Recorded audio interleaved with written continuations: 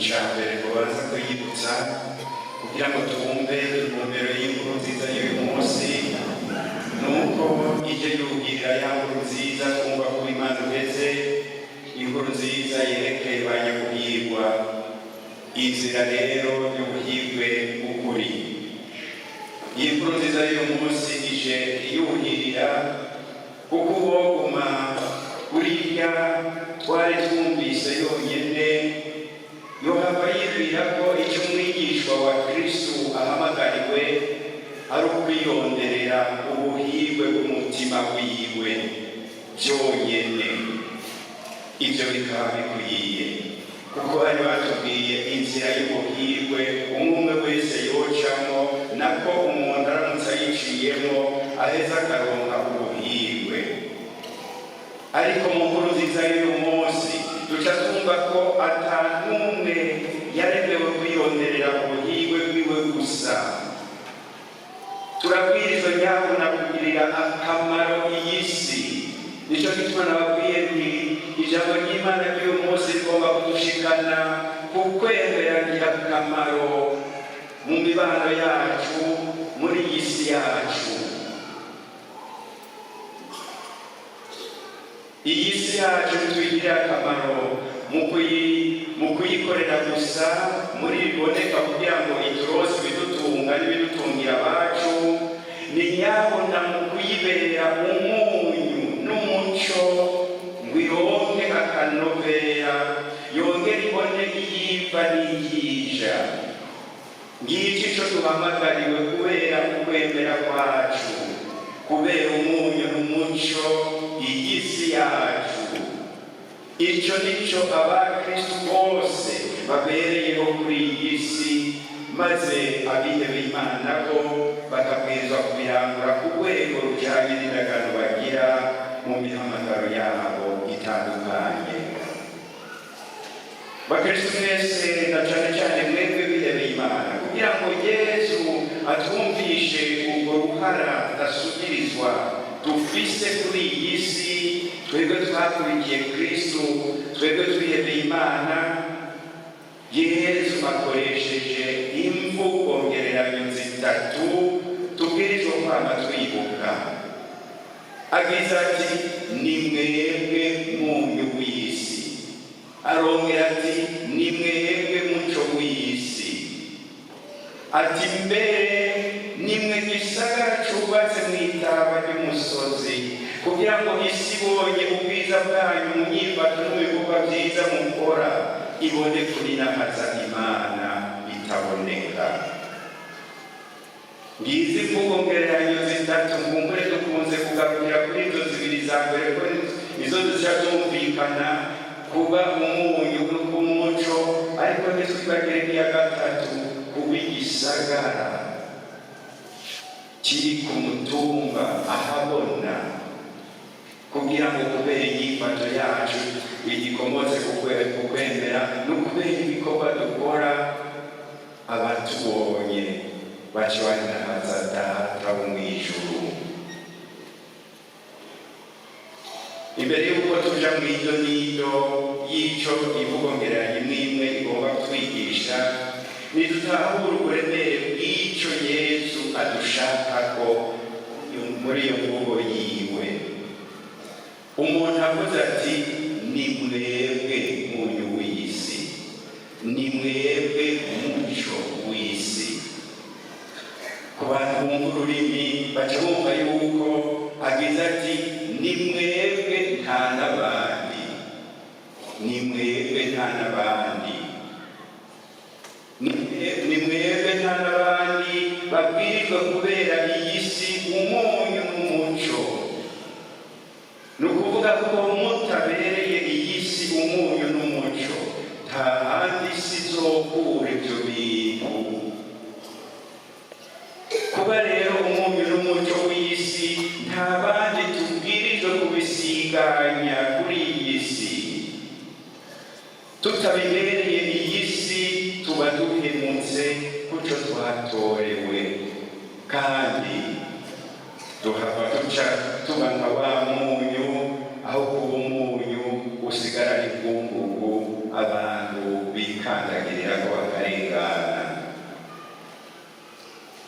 Hari n'ikindi rero kibwirijwe kudukaburira mu mutima wacu nari bwavuye ngo giteye ubwoba, nuko umunyu ushobora guta akanovera ntubukigira akamaro, umuco ukabundikirwa ntubukibonesha.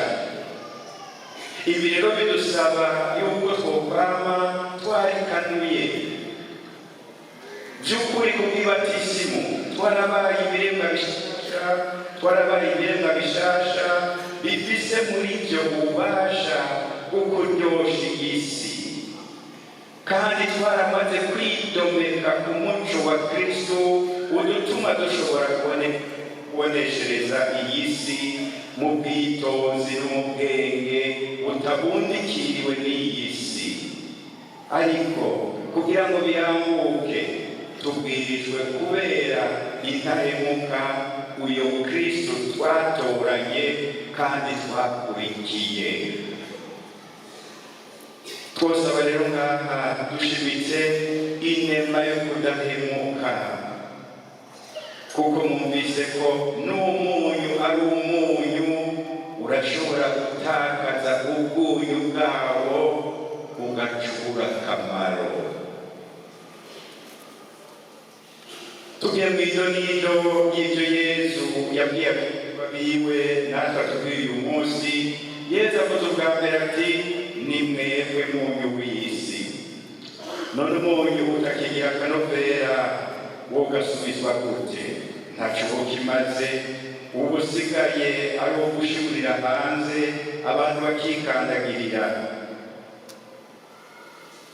Sindabigarukaho kanini, muramaze gusigurirwa kenshi ubwiza n'akamaro k'umunyu. Umunyu uratanga akanovera mu mfungurwa. Umunyu hataraboneka aya mafrigo ngo niwo bafasha kubika inyama ngo ntizononekare ngo zibore, ahubwo zikaba nyabuna ikindi.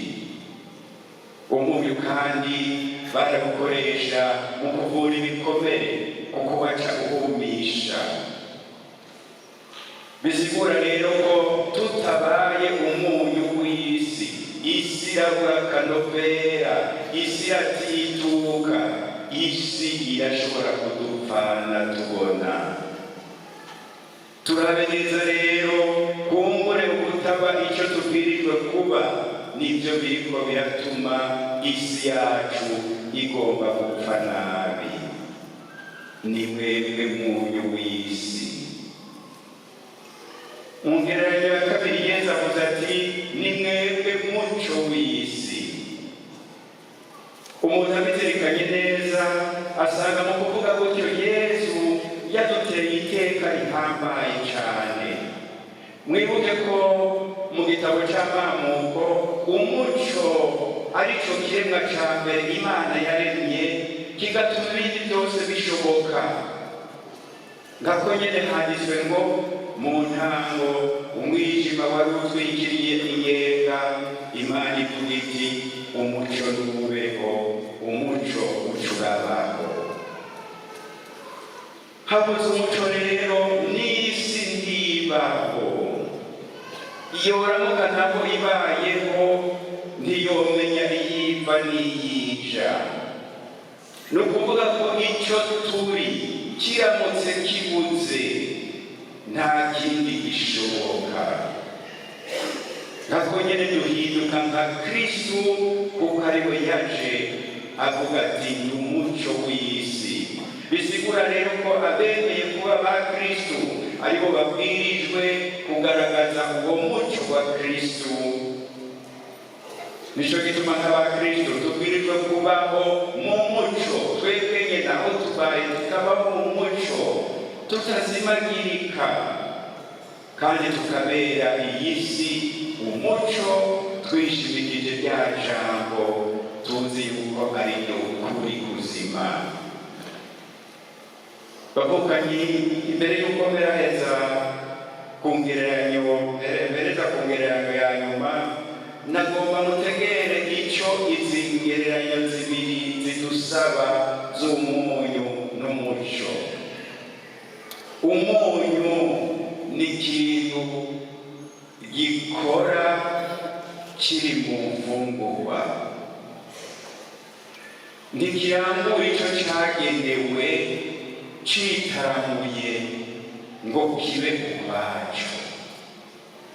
Umunyu ukora neza iyo ugiye mu mfungurwa. Mbere ababizi neza benshi kuri mwebwe bamwe murazi no guteka no kubyinjika, murazi yuko umunyu bawushyiramo nyine harya hakirimo akantu k'akariro bishobora guca binywana neza, maze uwo munyu ukaca dusubira kuwubona. Bakuzaniye imfungurwa umunyu ukaboneka, baba batetse nabi. Umunyu ubwirijwe kunywana n'imfungurwa mbere ntusubire no kuboneka, mukabwiza kujamwo ngira mucamo icyo ngomba kuvuga iyo ntumbereye. Natwe rero turabwirijwe kumenya kuba mu bantu, kuba muri iyi si. Nitumere nk'aba bakristo ba mbere igihe batari bwaronke umutima mweranda, bari baciye bagenda kwiyugarana ukabonyene. Mutima mweranda akunda gukora ibyo akora, ashitse yaciye abashwiragiza ati tware nyabuna mu bantu uburyohe bwanyu, ntimurekure kugenda kuri burata ngo mwiyugarane mwenyene, gende muri iyi si kuko iyi si niyo mubwirijwe kubera umunyu. Ariko rero tugiye mu bantu tugende nk'umuco. Akaranga k'umuco nako nuko utabangikana n'umwijima, ahubwo urawirukana.